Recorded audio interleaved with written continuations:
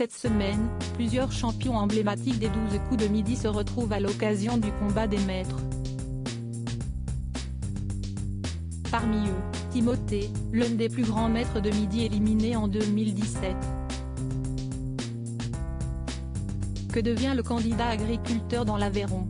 En 13 années de diffusion, les 12 coups de midi est devenu l'un des rendez-vous quotidiens les plus populaires du petit écran. À l'heure du déjeuner, des millions de Français retrouvent l'incontournable Jean-Luc Reichmann accompagné de 4 candidats venus s'affronter dans l'espoir de briguer le prestigieux titre de maître de midi. Avec de solides connaissances, certains y sont parvenus. Parmi eux, la championne de midi Céline, le champion indétrôné, Bruno Ourcade et son second à la tête de 199 participations, Eric.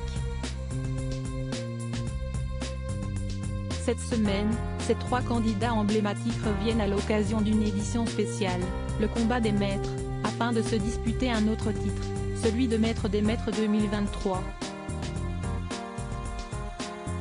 Parmi les grands revenants, les téléspectateurs retrouvent également Timothée Cross. Le participant marquant fait son arrivée en mars 2017 avant d'être éliminé après 83 participations en juin de la même année, emportant avec lui plus de 350 000 € de gains et de cadeaux. Sur le plateau de TF1, l'agriculteur de Cantoin dans l'Aveyron brille par son impressionnante sa culture générale et son incroyable gentillesse, devenant ainsi l'un des favoris du public. C'est donc avec grand enthousiasme que les aficionados de jeux télévisés le retrouvent en 2021 auprès de l'animateur Samuel Etienne dans Question pour un champion. Là aussi, le challenger bat ses concurrents à plate couture et s'illustre en grand vainqueur avant de faire ses adieux quelques semaines plus tard. Un champion serein depuis, le 9e plus grand champion des 12 coups de midi a déjà fait son grand retour dans l'émission lors du combat des maîtres en 2021. Loin du feu des projecteurs, le redoutable participant remarque que si le calme plat côté cœur. Après une histoire avec une dénommée Floriane dont il s'est séparé en 2019, le célibataire se confie sur sa situation amoureuse un peu au point mort en juin 2022 à un Jean-Luc Reichmann curieux.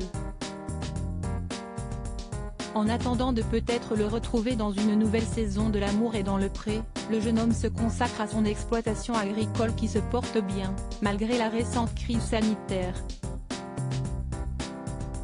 Nous n'avions pas été les plus touchés par la pandémie, au regard des différentes restrictions. On a continué à exercer à peu près normalement. J'habite dans une région peu peuplée, donc on a été relativement épargné. On est quand même très heureux que les choses commencent à redevenir normales, indique-t-il à Télé Loisirs en 2021. À la ville, tout va bien donc pour celui qui revient à la télévision en ce début juillet 2023.